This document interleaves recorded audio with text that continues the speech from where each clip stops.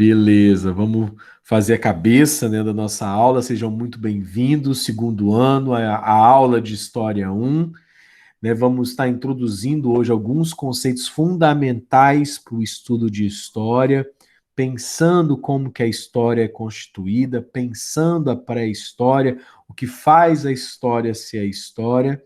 E eu coloquei aqui o questionamento, né, hoje, dia 30/6, para o segundo ano do técnico integrado em Química, se estavam com saudade de história. Eu queria ouvir vocês de novo aí, então. Vocês falaram que a matéria favorita aí do ensino fundamental foi quem falou? Fui eu, professor. Ah, e por que era a favorita? Eu acho que é muito por conta da minha professora também, de história que eu tive no Fundamental. Ela era, tipo, muito amigaça minha também, e ela, tipo, fazia a matéria ser... Assim, eu já gostava muito de história. Aí ela Uhum, fazia ser mais especial do que já era, entendeu? Eu sei lá, eu gosto uhum. dessas coisas antigas, essas coisas assim que ela... E o jeito que ela abordava também era muito legal, diferente, não sei. Você gosta da que conta para você uma história, né? Que Ah, é conta. muito bom, sei lá, eu gosto muito. Obrigado, Ana. Quem mais gosta de história e sentiu saudade de história? Acho que Bianca tinha Eu falado. gosto bastante também. Eu Beleza. falei, professora, eu sinto muita saudade de história porque, não sei, me fascina, sabe? Estudar história de tudo. Eu gosto. Uhum, Bianca.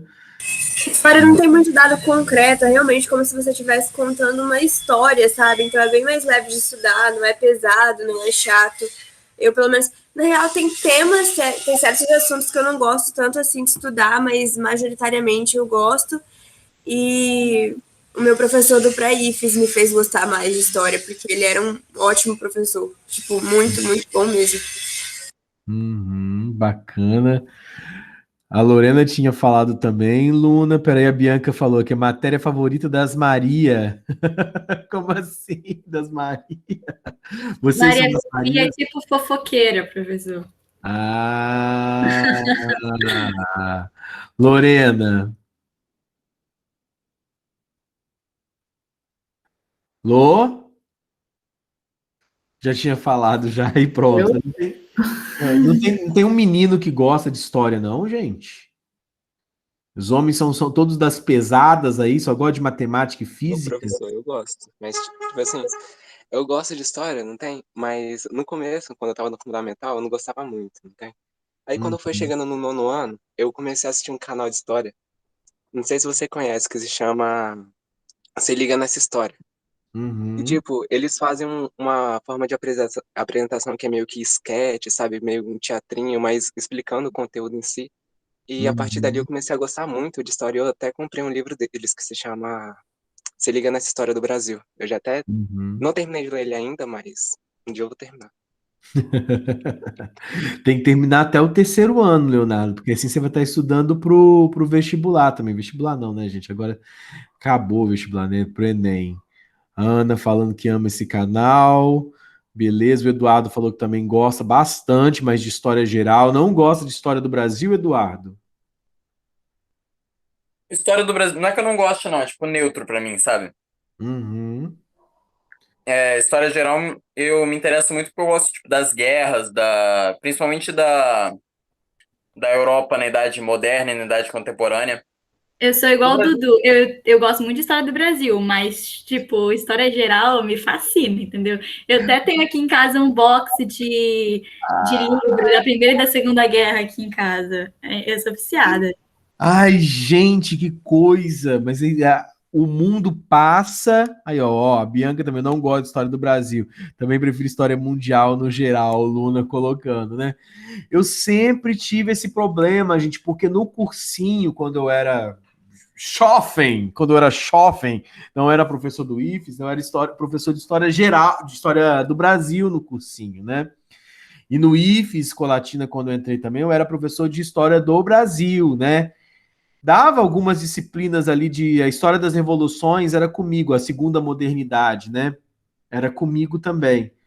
Mas era o outro professor, o Rubens era o professor de história geral, né? História antiga, medieval, primeira modernidade, história contemporânea era com ele, né? Primeira e Segunda Guerra, Revolução Russa, crise de 29, né? Todo mundo ama esse conteúdo, né? Gosta de ver lá as guerras e não sei o quê, e olha para a história do Brasil daquele jeito assim, né? Igual vocês estão escrevendo aí, né?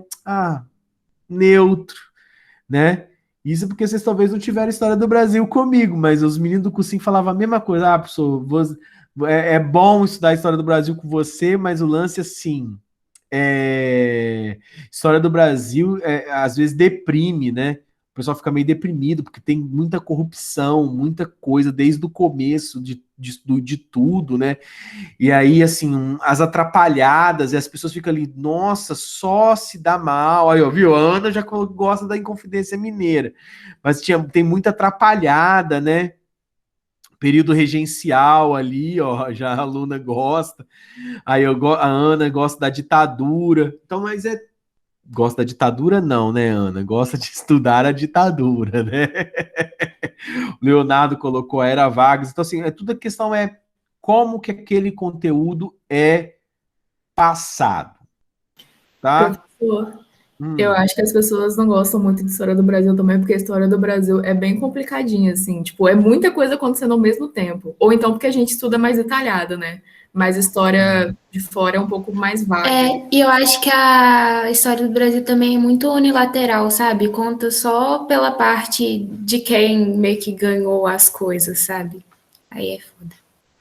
Então, a história do Brasil tem mais detalhes porque é a nossa história, né? Então, assim, tipo, a gente, quando vai estudar período colonial, por exemplo, tem toda aquela questão, né? Você estuda período colonial administração, período colonial União Ibérica, período colonial invasões, período colonial revoltas internas nativistas, período colonial açúcar, período colonial mineração, período colonial vindo da família real para o Brasil. Então, quer dizer, é um conteúdo gigantesco, porque você tem que estender a estrutura econômica, política, administrativa, social, cultural.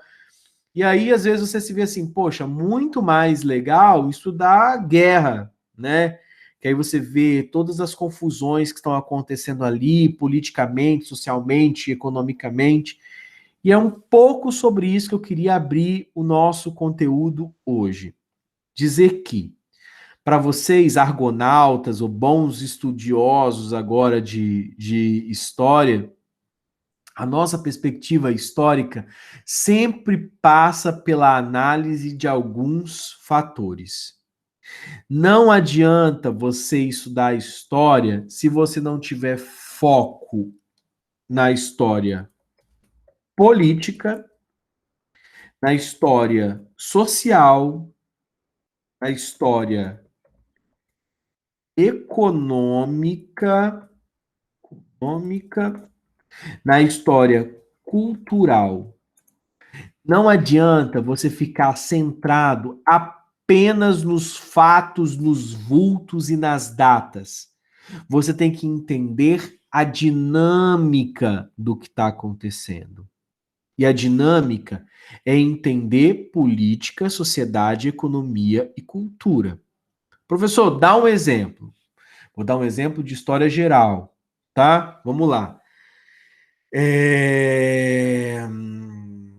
Baixa Idade Média, tá? A Baixa Idade Média não se torna Baixa Idade Média do nada. Não é à toa. Assim, tipo, olha, gente, acabou aqui nesse momento a Idade Média, acabou. E agora começou a modernidade. É um processo. Sempre é um processo. A gente pode ter uma data ali, ó, no dia tal, do mês tal, do ano tal, aconteceu isso. Sei lá, 1534.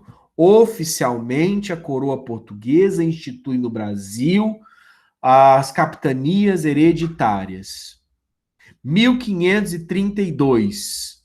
Martim Afonso de Souza funda a Vila de São Vicente, né? A fundação mesmo acontece numa data. né, o evento da assinatura de um documento, né, a paz entre os países, o início da guerra, pode ter uma data, sei lá, a morte de Francisco Ferdinando, né, do arquiduque. E aí, então, quer dizer, isso são datas. Agora, o estudo mesmo da história é o estudo do movimento. Então, não houve um dia que de repente chegou e falou assim: acabou a Idade Média. Porque vão ter, inclusive, resquícios da Baixa Idade Média influenciando fortemente o início da modernidade. E a gente ainda tem o mau costume de estudar a história em capítulos.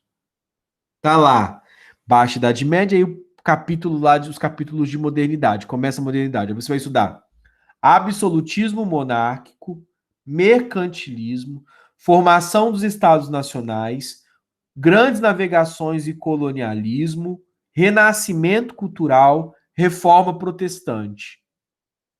Tem um capítulo para cada um desses. Mas esses 6 estão acontecendo ao mesmo tempo. Ao mesmo tempo. Durante o renascimento cultural, por exemplo, ainda está acontecendo o desgaste do feudalismo. Exemplo, quando você lê Dom Quixote de la Mancha, de Miguel de Cervantes. Quem é Dom Quixote?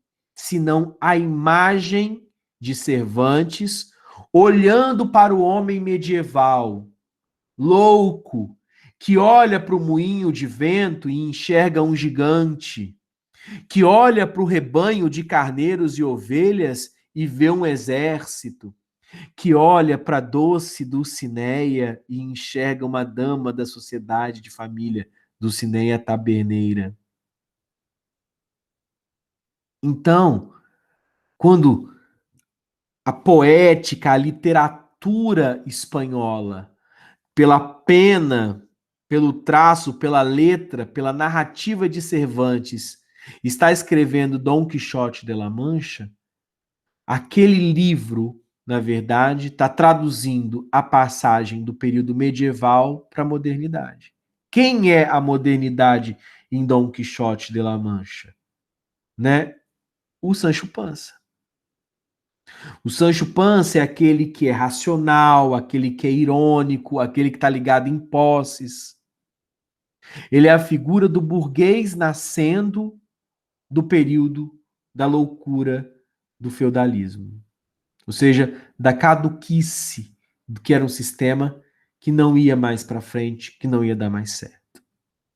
E aí você pega os Lusíadas do Camões, e aí começa a perceber que falar dos argonautas, falar dos Lusíadas é o quê? Lusitanos, é dos próprios portugueses.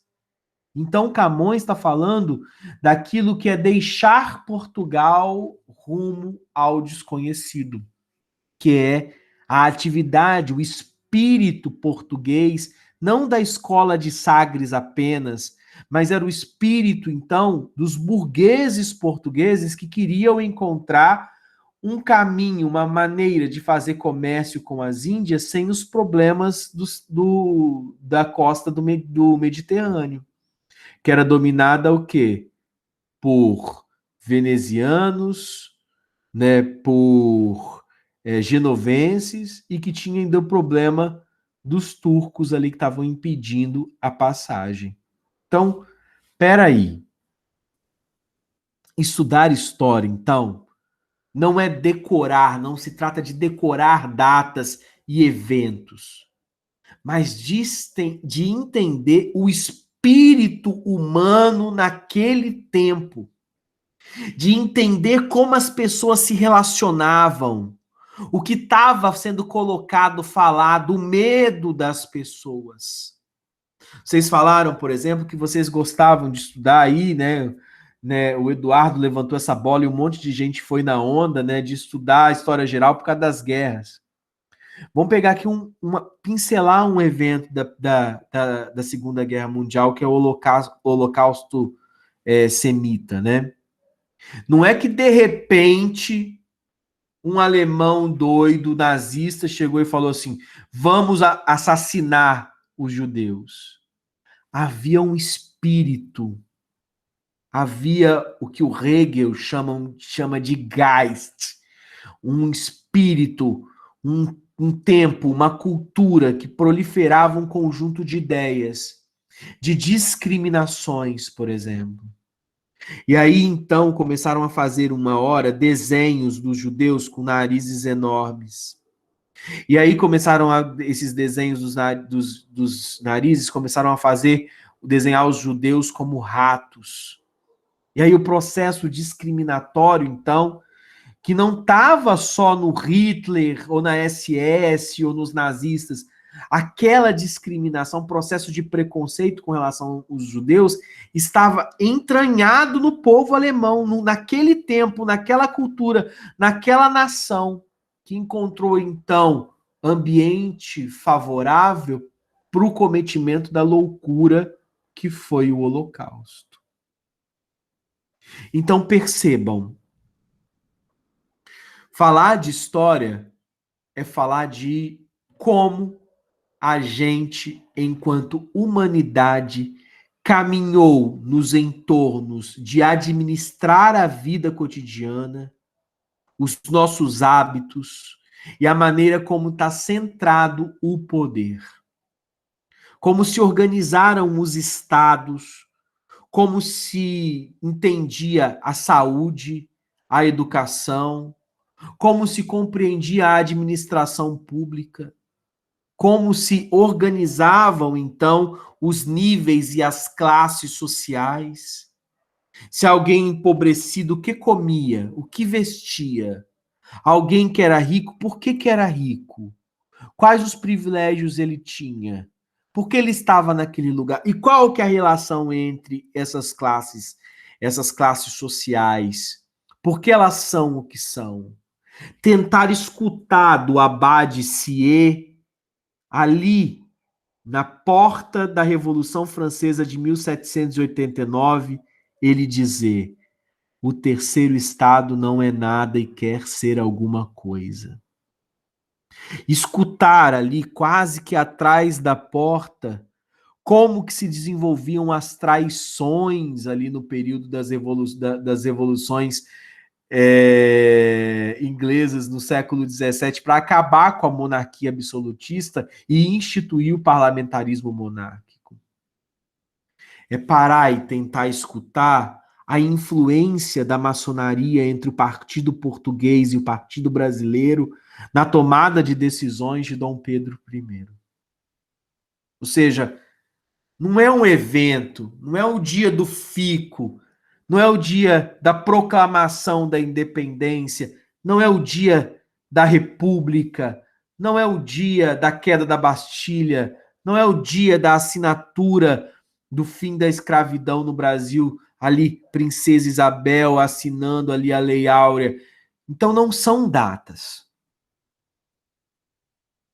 O processo de escravidão ou de escravização no Brasil, ele é rompido com muitas lutas.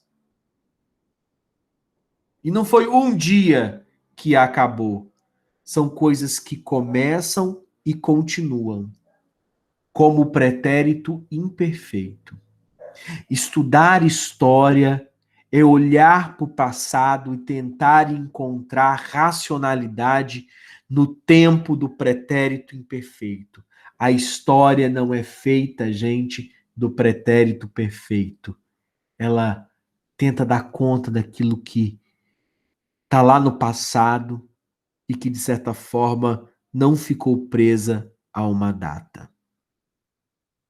Entendem a referência que eu faço ao pretérito imperfeito, né? Porque quando você chegou, eu cantava. Quando você chegou, eu cantava.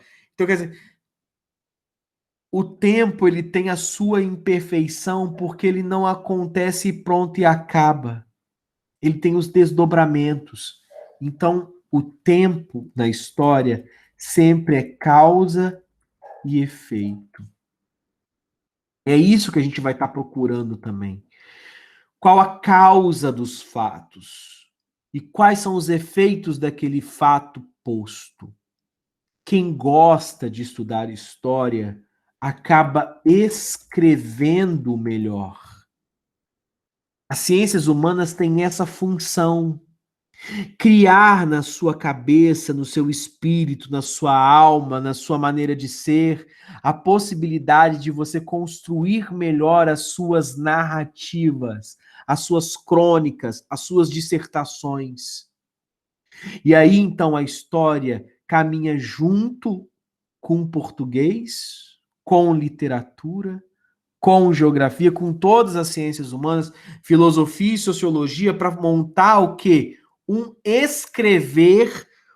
escrevendo melhor, uma contação lógica melhor, a possibilidade, inclusive, de consciência, de um espírito consciente e cidadão. Você nunca vai chegar numa dissertação do Enem ali e destilar os seus preconceitos, a sua percepção. Por isso que, inclusive, quando a gente vai fazer uma redação, a professora pede, construa uma redação, você está praticando o quê? Praticando a linguagem impessoal.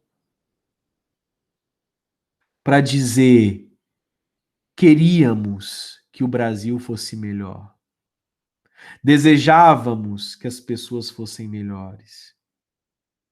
Não só quero, opino, aceito, reconheço na primeira pessoa do singular. Sempre a primeira pessoa do plural. Ou a escrita impessoal da terceira pessoa.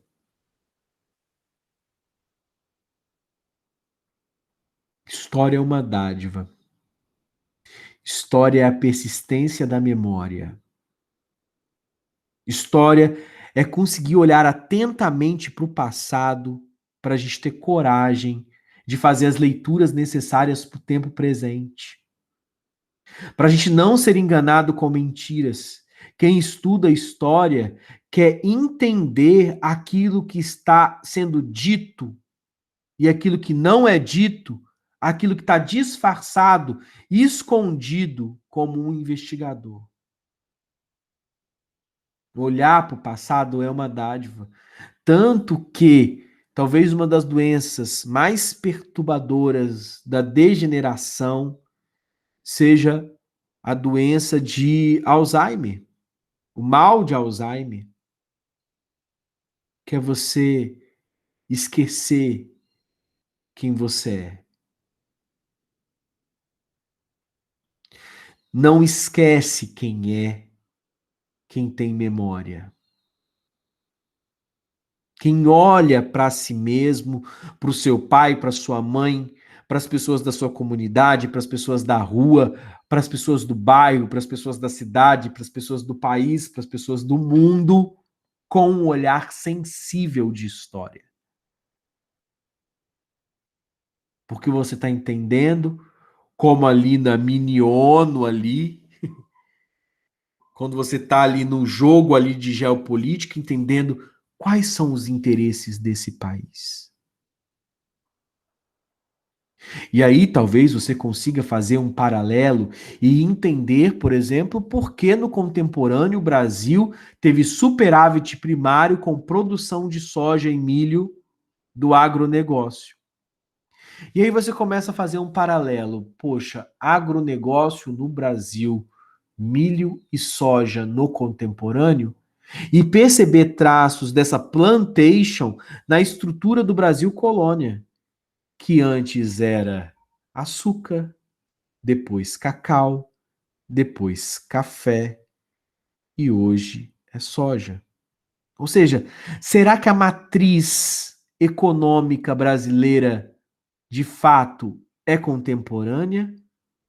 Ou a gente continua sendo ou fazendo economia da mesma maneira que no século XVI? E aí você vai ganhar maturidade não só para escrever isso, mas para criticar isso. E talvez aqui, desta turma, saia o próximo ministro da Economia. Talvez dessa turma saia o próximo presidente da República ou presidenta da República, ou um deputado, ou um senador, ou um prefeito.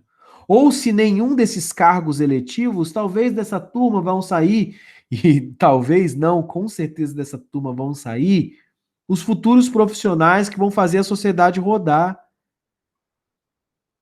E aí o meu desejo é que esses futuros profissionais, ou esses futuros políticos, ou essas futuras pessoas, olhem para a necessidade, por exemplo, de fazer mudanças na matriz energética, na questão do econômico, se vai ser uma economia solidária, se vai ser uma economia ainda agrária, se vai ser uma modernização da economia, você vai falar assim, gente, pela aí, a Rússia era assim também, não, mas espera aí, a China era assim também, e aí eles resolveram fazer diferente, e por que nós talvez não possamos tentar fazer diferente?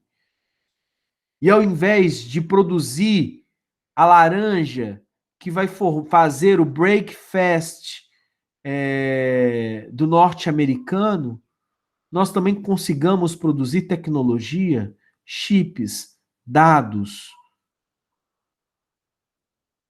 aporte industrial.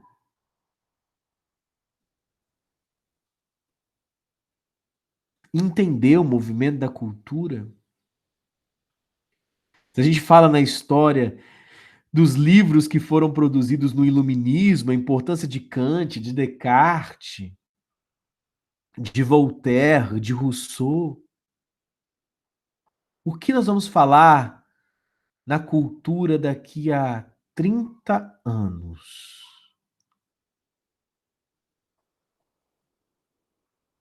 Qual era a poesia produzida no Brasil em 2021? Já faz parte dos livros de história as músicas de Caetano, as músicas de Gil, as músicas de Chico, lutando contra a ditadura militar. Quais as músicas que a gente vai contar de 2021? Será que a nossa história mesmo vai ser aquilo cultural que o sertanejo universitário e o que o funk de ostentação falam? Qual que é a expressão dessa música? O que elas estão dizendo para nós, para nossa cultura ou para o momento que vivemos? Que existe um grande vazio e que a gente vai ter que dar conta desse vazio?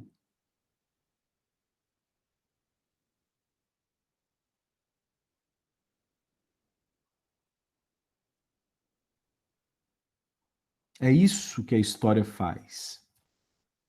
A história tem o objetivo de fazer pensar. A história tem o objetivo de se tornar uma narrativa, uma reflexão sobre o que fazemos, como vivemos, o que é certo, o que é errado, os meios para romper com os processos de exploração, de discriminação, entendendo no cotidiano a função do nosso trabalho. Entendendo os modos de produção, o modo de produção asiático, que a gente vai começar a estudar, vocês vão estudar comigo o modo de produção asiático, depois o modo de produção escravista, depois o modo de produção feudal, o modo de produção mercantil, capitalista mercantil, o modo de produção do mundo industrial, o modo de produção da indústria 4.0 que chegou agora. Entender o que tem valor e qual o valor de cada coisa. Entender, por exemplo, por que as coisas são construídas do jeito que são construídas. Sabia que parte da história é a história da arquitetura e da formação das cidades? Por que as coisas são construídas desta maneira? Por que os bairros são feitos assim? Por que que o lixão fica no lugar, neste lugar e não em outro? Por que que o sanatório, o hospital psiquiátrico, o presídio são construídos aonde são construídos? E por que aquele prédio tem tantos andares e antigamente se construía de um outro jeito? O que está querendo ser dito com aquela obra, com aquele monumento, com aquele Buda em Ibiraçu? Que manifestação religiosa é essa? Por que é assim? E por que não é de outro jeito? Porque se compra ou não se compra vacina?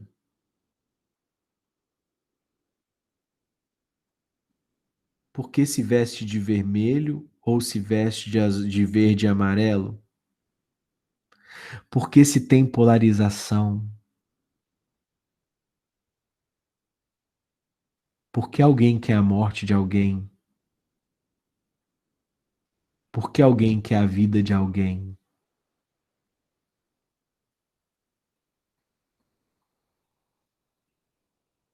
História é reflexão, mas acima de tudo, é a busca de compreensão daquilo que somos e para onde vamos. Eu desejo de todo o coração que essa matéria faça vocês muito felizes e ajude a você, Sofia, João, Lorena, Pedro, Rebeca, Emanuele, Pedro, Gustavo, Klaus, Luna, Juliana, Mateus, Milton, Maria e todos vocês, pessoas mais cidadãs, pessoas mais críticas e que consigam olhar para a realidade com olhos vibrantes de quem pode mudar a realidade, de que pode fazer a diferença, pode construir um mundo muito melhor do que o que a gente vive hoje. História é isso.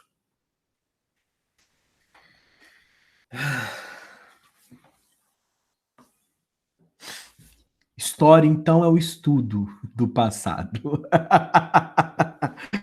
História é estudo daquilo que somos, tá? E é nessa pegada que a gente vai conduzir a nossa disciplina, tá bom? Alguma dúvida?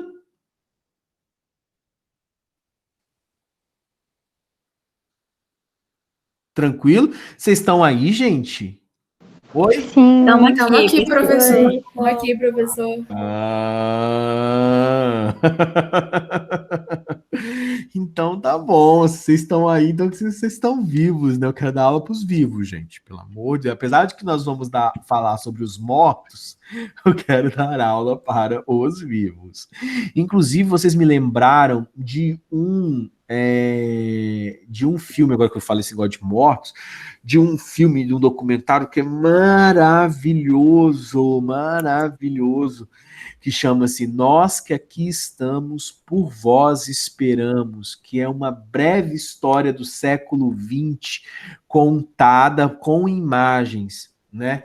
E é um documentário, então vou colocar aqui o título, eu vou recomendar, depois no AVA eu vou colocar aqui, né?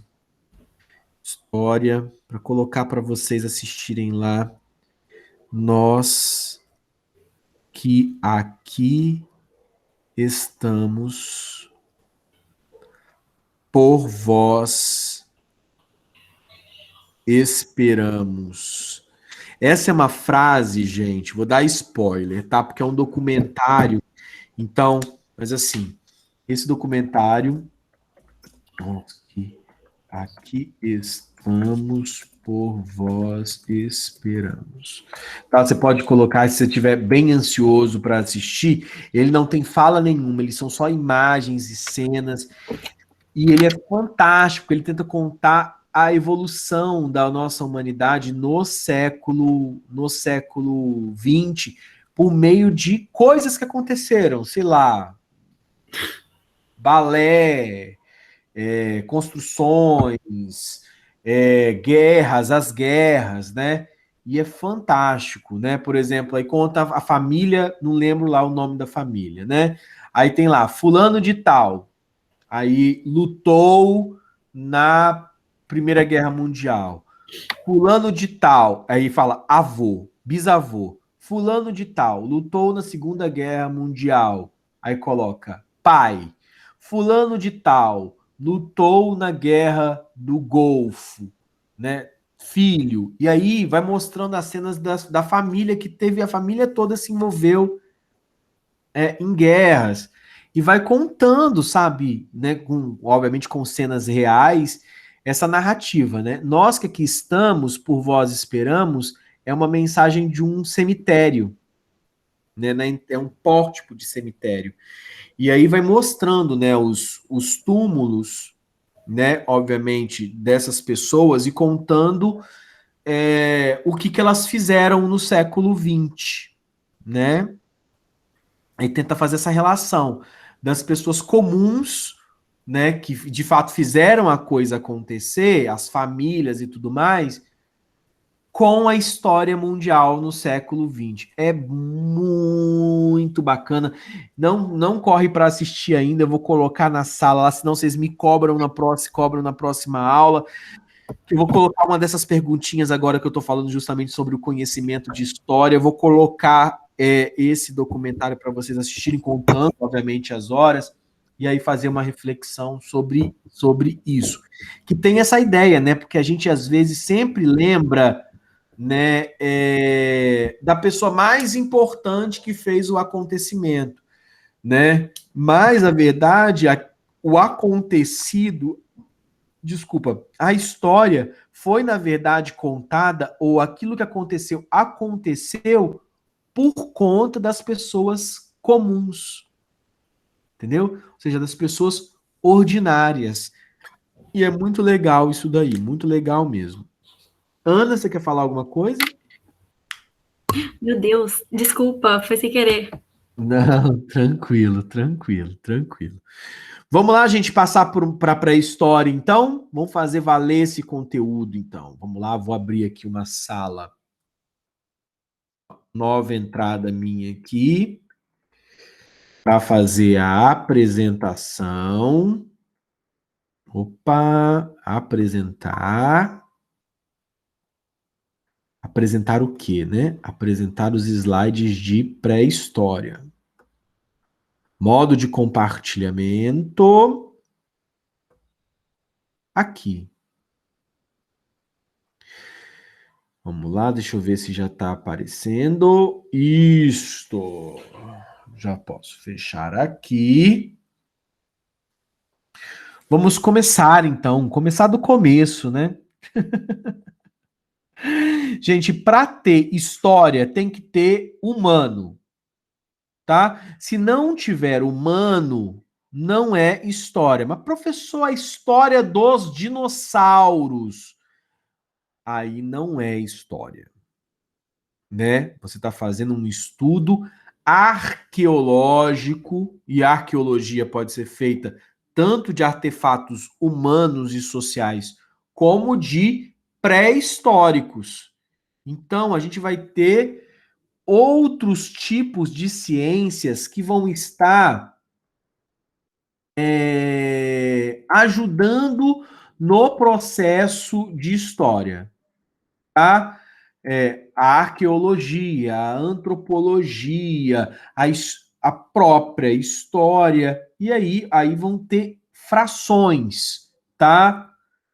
Que vão estar fazendo seus estudos, tá? No caso, o estudo daquilo que é anterior ao humano é uma paleontologia, tá? Geralmente as pessoas acabam confundindo, né, paleontologia com arqueologia, né? A arqueologia, né, tá interessada nos artefatos humanos, tá? Naquilo que é a partir do humano, tá? Então, quando eu estou colocando aqui no slide aqui, né, a evolução da espécie humana, o que eu estou fazendo aqui com vocês? Eu estou fazendo uma arqueologia, tá? Agora, se eu tivesse atrás de espécies animais, vegetais, minerais de épocas pré-históricas, eu estaria fazendo, então, paleontologia. E entre as áreas da paleontologia, né, que vão estar estudando os dinossauros, eles vão estar fazendo estudos geológicos, né, e vão estar tentando identificar, inclusive por estudos de carbono, né, qual é a idade daquele carbono, né, então se quantos milhões de anos, né, quantos milhares de anos, enfim, a idade daquilo ali, tá? Mas geralmente, quando a gente está fazendo estudo de carbono, 14 e tudo mais, a gente está preocupado, na verdade, não é nem com os milhares mesmo, não, é com os milhões. E aí, obviamente, a paleontologia, ou seja, a história, inclusive, do próprio planeta Terra a partir do Big Bang, né?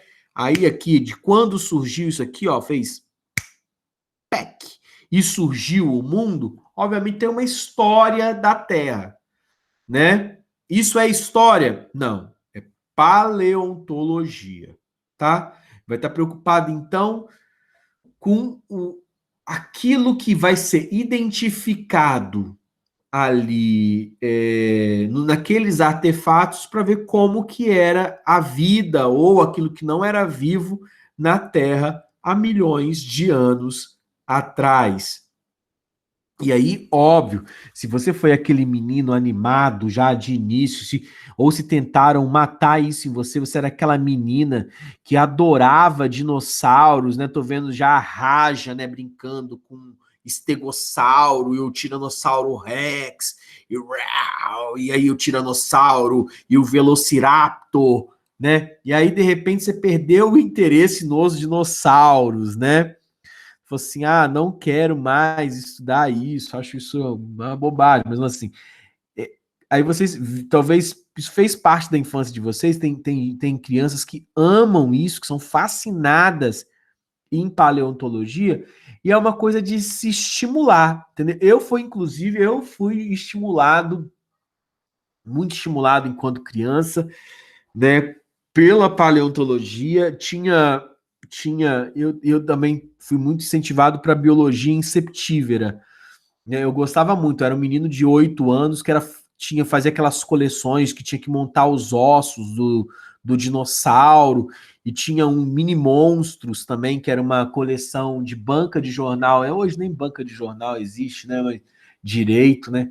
Mas eu adorava aquelas coleções, aí vinha os pedaços toda semana, um fascículo de uma revista para ler, e aí colocava um óculos de 3D, assim, aí via, sei lá, um piolho de cobra grande, ou via um escorpião, né, e tal, em 3D. Isso era fascinante.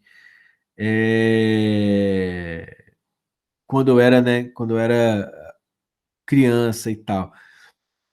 E aí vinha os pedaços, né, para montar uma aranha, para entender que um inseto, né, é cabeça, tórax, abdômen, e aí entender quantas patas, o que era, se era um inseto, ou era um crustáceo, ou era uma aracnídeo. Então, quer dizer, eu fui muito estimulado nisso. E aí o que acontece? Na questão paleontológica, né, você também, Lorena, na questão paleontológica, era fantástico, né? Saber se um dinossauro era do período Jurássico, Cretáceo, né? E afinal de contas, quando surgiram os grandes animais marinhos, quando surgiu, né, os grandes animais voadores, né? E tentar, obviamente, perceber a passagem dos répteis, dos grandes répteis para as aves, né? Afinal de contas, tem toda uma questão evolutiva aí colocada, né? Uma questão evolutiva colocada, né? Que os dinossauros se tornaram, então, aves. Esse universo aí, ó, as meninas, as Lorenas já estão falando, né? Meu Deus, eu amava isso, e a Lorena já, a Vanelli colocando que eu tinha dinossauros de brinquedo quando era criança. Então, assim, esse universo, eu quero só colocar, ele é acessório ao universo da história, tá? Só que a nossa história aqui, ela é arqueológica, ela não é uma história paleontológica, tá? Olha as ideias. Então, o que acontece? Então, para nós aqui, a gente vai começar a estudar a partir do objeto do arqueológico. E entendendo, inclusive, que nós compreendemos a história a partir de um humano evolutivamente relacionado com a teoria darwinista. Professor, sério, você vai falar de biologia hoje? Não, só vou tocar nesse assunto, tá? Que é o quê? A história como nós a estudamos hoje, ela é partícipe, ou seja, ela participa de uma ideia de humano arqueologicamente compreendido como um humano que evolui. Tá? Então a gente tem ali há 4,2 milhões de anos atrás um sujeito chamado Australopithecus, tá? De postura semi-ereta e que começa a usar ferramentas. É esse homem aqui do tan tan tan tan tan tan tan tan tan que vai se ver diante do fogo e obviamente vai começar a construir ferramentas para lidar com o universo que vivia. Entendeu? Então, gente, quando eu falo evolução, eu estou falando o quê? Olha, percebam, o Australopithecus vai dar lugar ao Homo habilis, ao Homo erectus, ao Homo sapiens, Neandertal e ao Homo sapiens sapiens.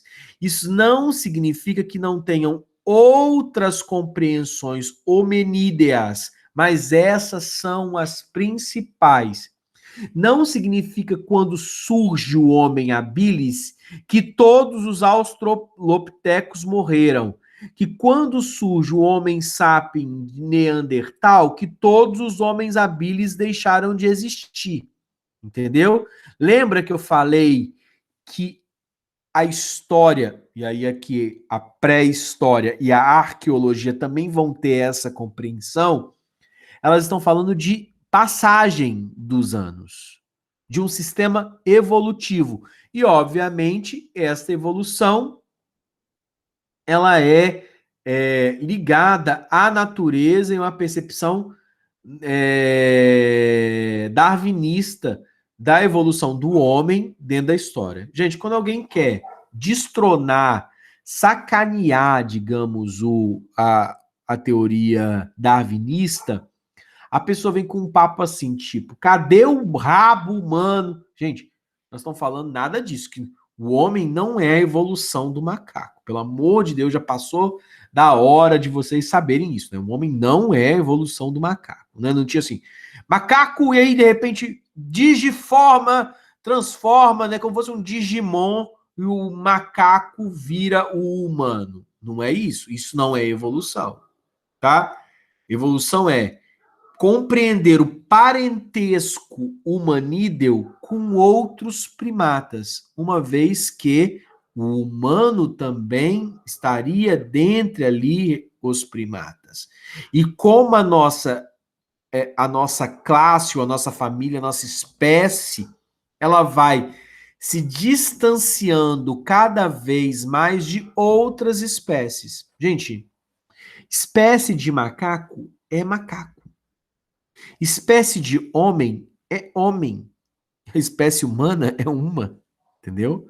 Então, o que acontece? Tem uma evolução. Agora, obviamente que o macaco prego é uma espécie e o macaco aranha é outra espécie. Mas vai dizer que eles são separados, assim, totalmente, que eles são totalmente diferentes? Não. Eles são primos do chimpanzé, que é um primo um pouco mais distante do gorila, mas é primo também, e é primo bem próximo, tá? Porque se for pegar a família toda ainda, aí dá pano pra manga, tá? Mas é o que acontece, é um terraplanismo, como que é? Sem curvatura não há terra globo, sem terra globo não há Big Bang, sem Big Bang não há teoria da evolução. Nossa senhora, aí complicou, né, Eduardo? Ai, ai, ai, gente, mas enfim. Você tá de zoeira, né, Eduardo? Estamos tentando Lógico, ter. né? Quê? Lógico. Não sei, vai que eu tô. Você é terraplanista, eu não tô sabendo. Ele tá fazendo média, professor, ele é terraplanista sim. Ai, tá É vendo? A mesmo, Ana é porque eu já acha esqueci que de falar. você é Eu terraplanista. não acredito na Terra plana, não, professor. A Ela, Terra é ela plana. é, ela é plana, né? Não é uma dúvida isso. Várias evidências. Várias evidências de que a Terra é plana. Eu fui na praia um tempo atrás, eu coloquei uma caneta deitada e tava reto. Aí agora me explica que não é plano. Certeza que toda a água caiu em uma cachoeira. Final do... Exatamente. Gente, vocês Gente, são quem não sabe disso é fantásticos. animal, pelo amor de Deus. Inclusive, um dia desse eu fui tirar uma selfie e tava um Monte Everest atrás. Mentira, Dudu. Nossa, me fala esse lugar aí. Muito bom. Foi aqui mesmo, né? Porque como a Terra é plana, ele aparece, né?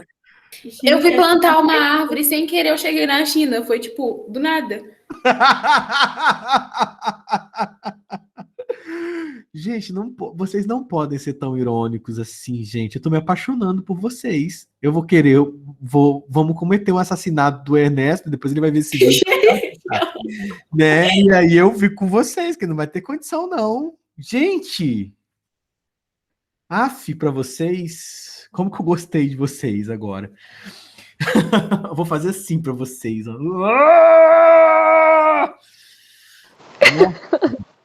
Muito bom, muito bom. É verdade, né, gente? Eu também sou. Não, mentira, não vou continuar essa brincadeira, não, porque esse negócio vai ficar gravado, aí vai dar ruim depois. 1 hora vai dar ruim, entendeu? Tá? Então vamos lá. Então, a gente está pensando, então, um sistema evolutivo, né? E aí, quando eu falo assim, não é um e aconteceu o outro, né? A gente tem a passagem do Australopithecus para o homem, o Homo habilis.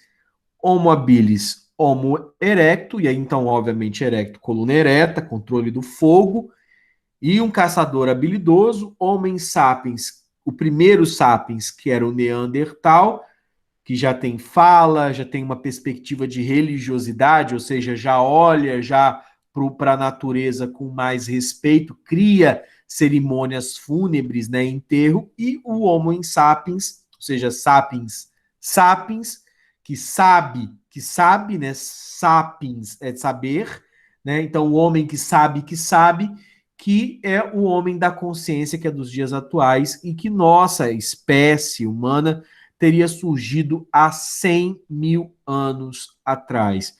Ou seja, a gente já não está mais falando de milhões de anos, mas nós temos aí, enquanto espécie, 100 mil anos. Tá? Engraçado quando a gente fala em milhares de anos, né? Porque, muito embora nós estejamos locados ou colocados no mundo a partir da ideia de uma centenariedade ou milhares, a gente tem a sensação do tempo, muitas vezes, num espaço muito curto da história, que seria mais ou menos 4 mil anos. A gente consegue ampliar um pouco nisso até a história das civilizações, entendendo aí os últimos 10 mil anos como efetiva contação de história. Tá? Eu coloco isso, né, porque Tales de Mileto, por exemplo, né, um filósofo pré-socrático, que é o início da filosofia, é do século V antes de Cristo, né? Então, a consciência de nós mesmos enquanto civilização, ela tem isso, aproximadamente 10 mil anos, apesar da nossa espécie ter surgido há 100 mil anos atrás. Digamos que os outros 90 mil anos a gente não contou tanta história assim, tá?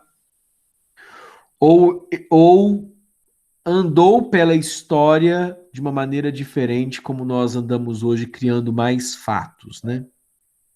Vamos lá. Quais as fases da pré-história, né? A primeira fase da história, vocês vão ver a história, a gente vai dividir essa brincadeira aqui em 3 fases, tá? Paleolítico, Neolítico e Idade dos Metais, ou Tempo dos Metais. Idade da Pedra Lascada, Idade da Pedra Polida e período do uso dos metais, tá? Das ligas metálicas. E é muito simples. A gente não entra em tantos detalhes assim para contação do período pré-histórico, tá? Período paleolítico. Uso de artefatos rudimentares, tá? Do tipo pedra sílex, que é o que está aqui na gravura. Indústria osteodontoqueratídica, né? O que é isso, né? Osteodonto. Tá, vamos lá. O uso de ossos e dentes e de objetos queratídeos, né? No caso, cascas, cascas, ossos e dentes, para usar como ferramentas, tá? Opa, saiu aqui o slide. Deixa eu voltar. Aí, vamos lá. Os homens na Idade da Pedra, os hominídeos, né? Na Idade da Pedra Lascada, eram caçadores e coletores, na sua grande maioria.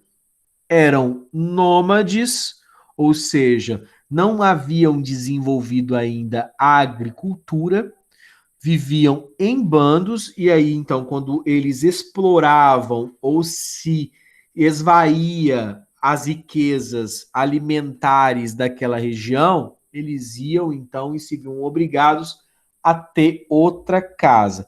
E aí, essa atitude predatória caçadora, óbvio que limitava muito esses bandos, tá? Por quê? Porque criava um ritmo de sazonalidade e aí não permitia se criar mais do que eles criavam. Até porque tinha um perigo eminente e, obviamente, uma expectativa de vida muito baixa. Quando eu digo muito baixa, a gente está falando de muito baixa mesmo, tá? 20 anos, quando muito 30 anos. É uma expectativa de vida gigantesca nesse período aqui, tá? Óbvio, havia uma divisão sexual do trabalho, não a modernidade é caracterizada pela divisão social do trabalho, né? Aqui a divisão ainda era sexual, que era o quê? Os homens tinham certas funções e as mulheres tinham outras funções. Por exemplo, o abate de animais era, então, uma responsabilidade masculina. O cuidado com a cria, né, com os filhotes, com os filhos, era uma responsabilidade feminina.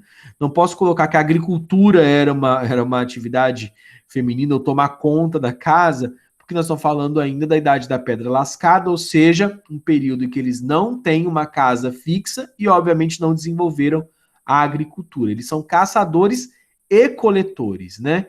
Ou seja, a forma de alimentação está pautada na caça e na coleta de frutas e raízes e legumes, tá?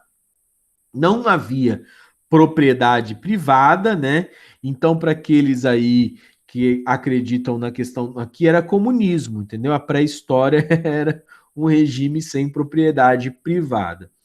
Abrigos eram naturais, né, em costas de cavernas. A gente tem essa imagem, né, como se todo o hominídeo da antiguidade pré-histórica tinha uma caverna, né? Uma coisa bem Fred Flintstones, né? Bem Flintstones. E não era assim, obviamente, né? Não tinha caverna para todo mundo, né? Os Croods, né? Era óbvio que a gente está falando de encostas, de regiões um pouco mais protegidas.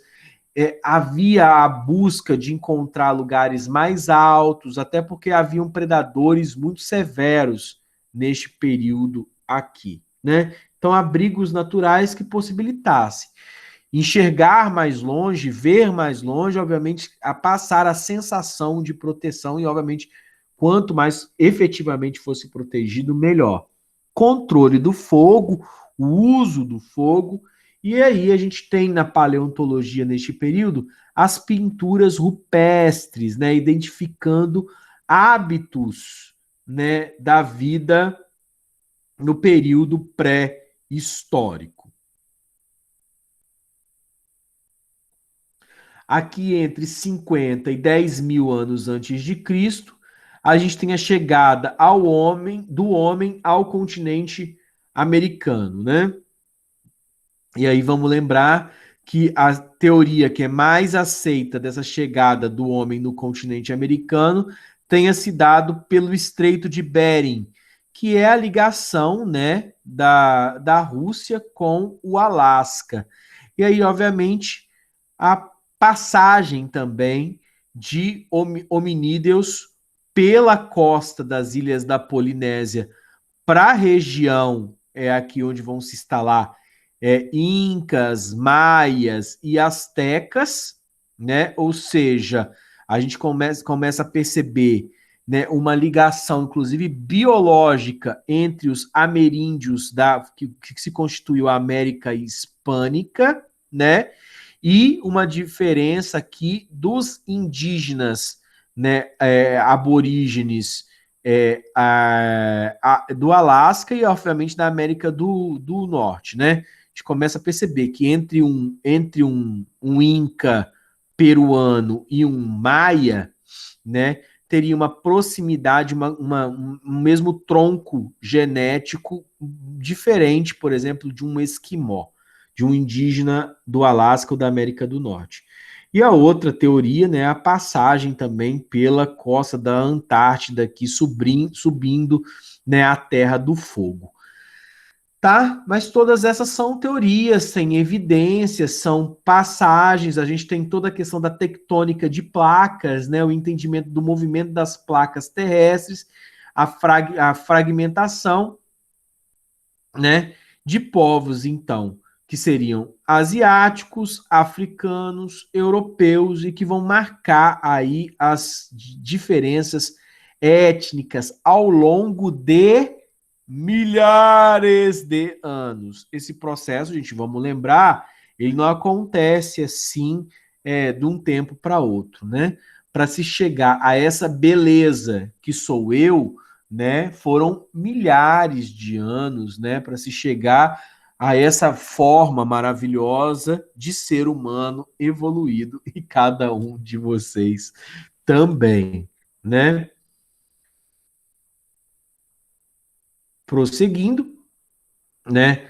Inicia-se então, né, o período paleolítico é sucedido para o período neolítico. Vocês percebam aqui que nós estamos falando de 4 milhões de anos até 10 mil anos antes de Cristo. Então, o período paleolítico é um período muito maior do que os próximos períodos.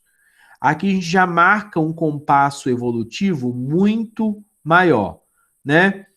10 mil a 4 mil, a gente tem fabricação de artefatos mais cortantes, que vão ser providenciados pelo polimento, a revolução neolítica, o desenvolvimento da agricultura, desenvolvimento do pastoreio, sedentarização, né, e obviamente em volta das margens dos grandes rios. Vamos lembrar que no nascimento da história, né, as cidades de Ur e de Uruk, né, na Mesopotâmia. A gente vai, inclusive, na nossa próxima aula, a gente vai estar falando justamente sobre os povos mesopotâmicos. Então, que a sedentarização vai acontecer aonde? Perto dos rios. E todas as civilizações orientais, gente, então, têm rios que vão permitir essa sedentarização.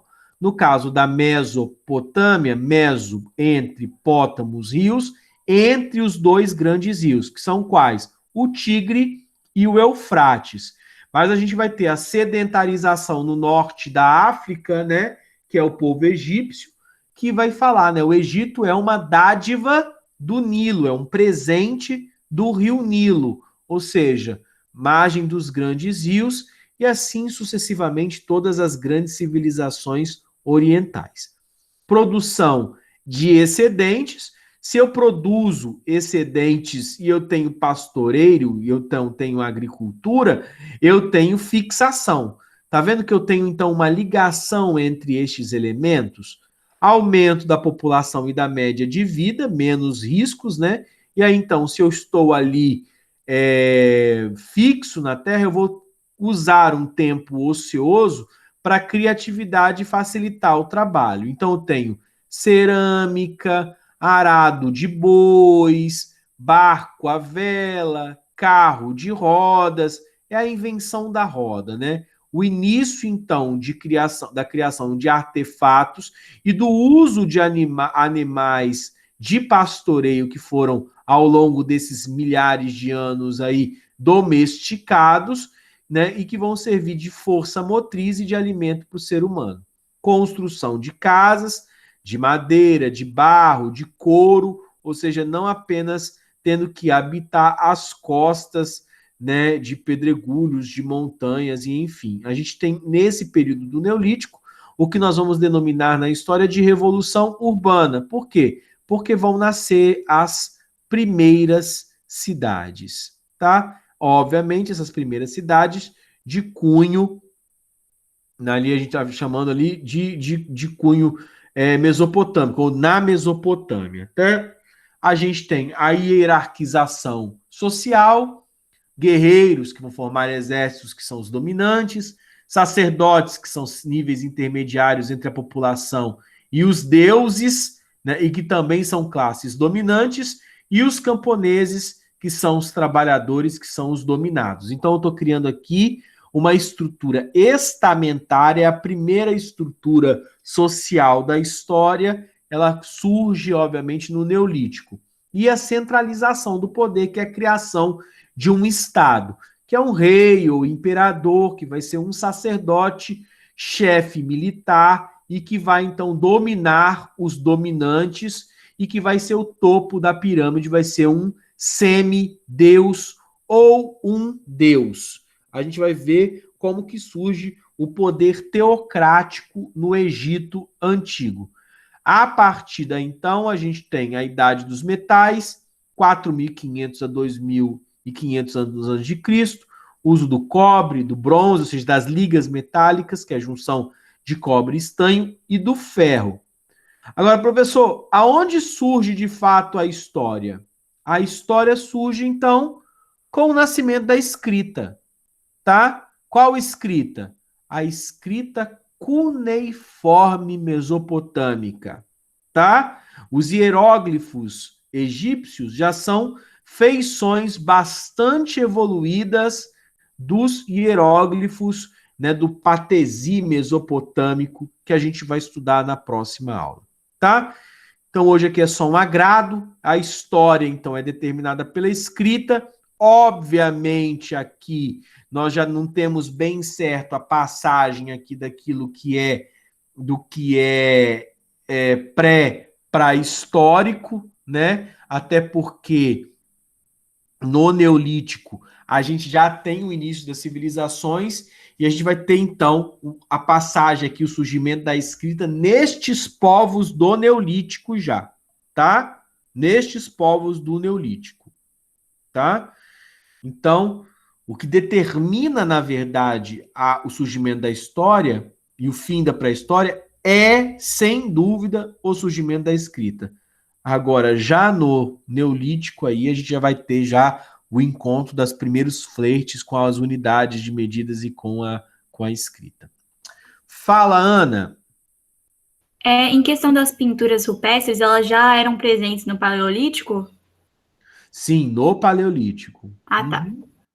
Tá? Elas se tornaram, obviamente, mais atrativas, elas vão evoluindo, mas, obviamente, no Neolítico eu já tenho uma moradia sedentária, então, obviamente, que a gente, ao abandono das pinturas rupestres, porque eu vou ter outras manifestações de arte e de contação da história. Vamos lembrar que os vasos cerâmicos, eles não, e as paredes das localidades também vão ser repletas de história.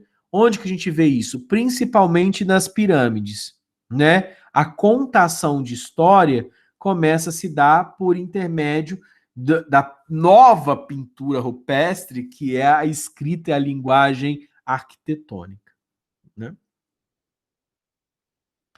Meus queridos, hoje é só esse adendozinho mesmo, hoje é uma primeira aula, tá? A gente vai continuar a partir disso no nosso próximo encontro. Eu já vou deixar material assíncrono para vocês. Material assíncrono é isso aqui, tá? Vou gravar a aula para vocês aí assíncrona, para vocês terem lá no AVA. O AVA, como vocês viram, não está aberto ainda, é uma falha minha por conta do momento que eu estou vivendo, né? 27 aulas, mais a questão das eleições, muito complicado, né? E aí eu vou dar o meu tchau aqui, interromper a gravação e te dar algumas notícias para vocês. Rapidinho. Então, fim da aula, né? Beijo grande e até.